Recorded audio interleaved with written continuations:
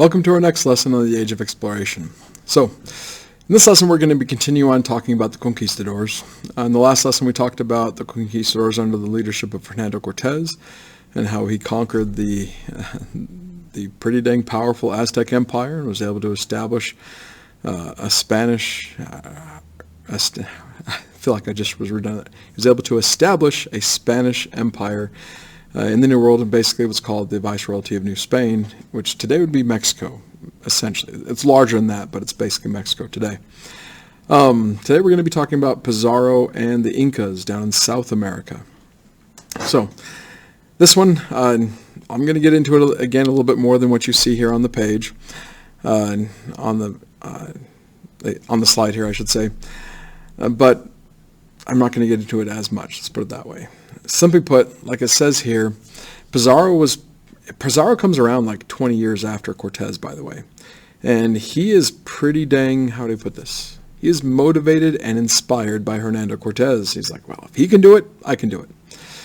And during this time, they start hearing rumors about, major great empires to the south, that the Spanish have never really found out about. And Pizarro is the first guy that says, all right, I'm going to go check this out. I'm going to be the one to go find out who these people are. And if I can, take control. So Pizarro takes his couple hundred conquistadors down with him. Just to sum up a couple things here. Disease spreads down to the Incas in South America before the Spanish ever even get there. In fact, there was a massive civil war going on in the I cannot speak right now. In the Incan Empire, where two brothers, claimants for the throne, were going at it with each other, one being Atahualpa, and I can't remember what his brother's name, but Atahualpa ends up winning it. And if I remember correctly, one of the major reasons why is his brother's army got hit harder with disease than Atahualpa's did.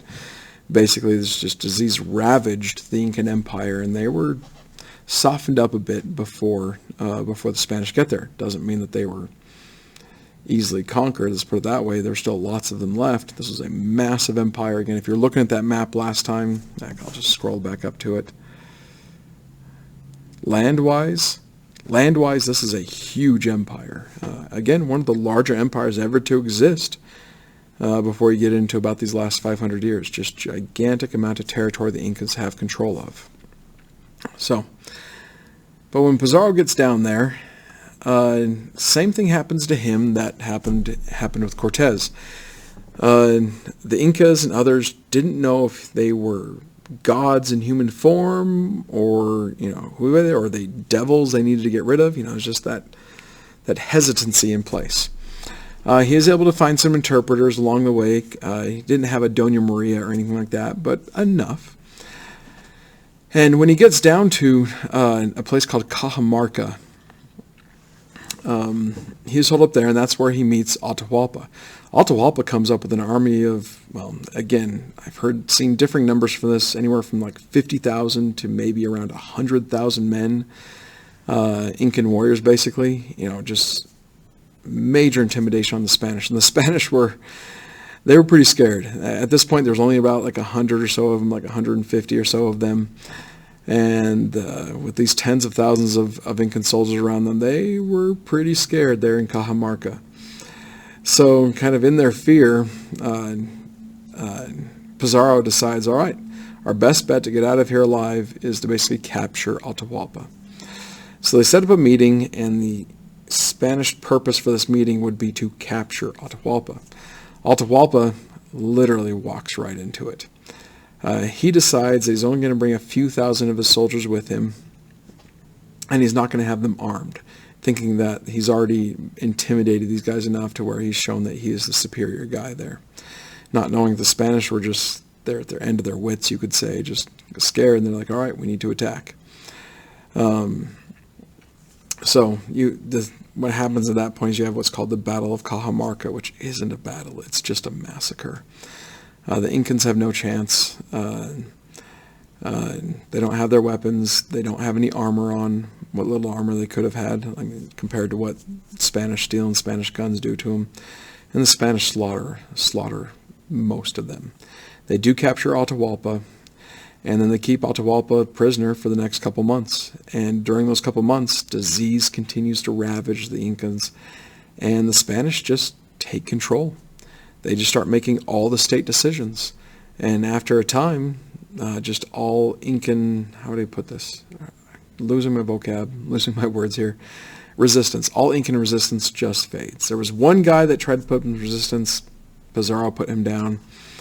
And everybody just kind of folded after that. And it was almost like, I don't know, but it was like a board game. You just take a piece off, Atahualpa off, put Pizarro in, and the Incan Empire is now a Spanish Empire after those few months. So,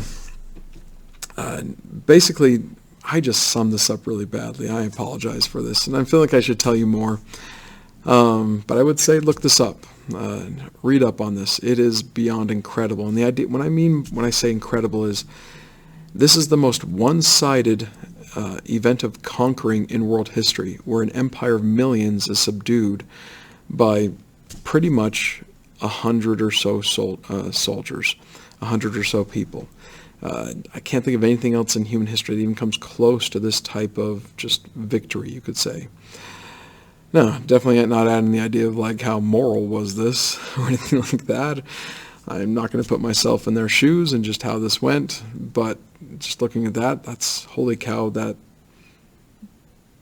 is pretty incredible that they were able to do that. But anyways, same thing with Cortez, by the way. It was amazing that he could conquer the Aztecs. It just shouldn't have happened. The Aztecs should have easily been able to squash him. The Incas should have been easily able to squash Pizarro. Some of the most one-sided conquerings in history. I mean, just the side that won should not have won type thing. And the world was forever changed because of these very one-sided victories. To this day, Central America and South America are very Spanish-speaking areas. The native languages are still there, but they're in the background. The cultures are, yes, integrated with, say, what cultures the Aztecs and others had and the Incas had. But really, the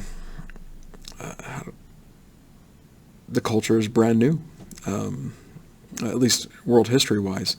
The Spanish culture really comes to dominate Central and South America, and still does to this day. Again, Spanish language, Christian religion, most everybody's Catholic essentially.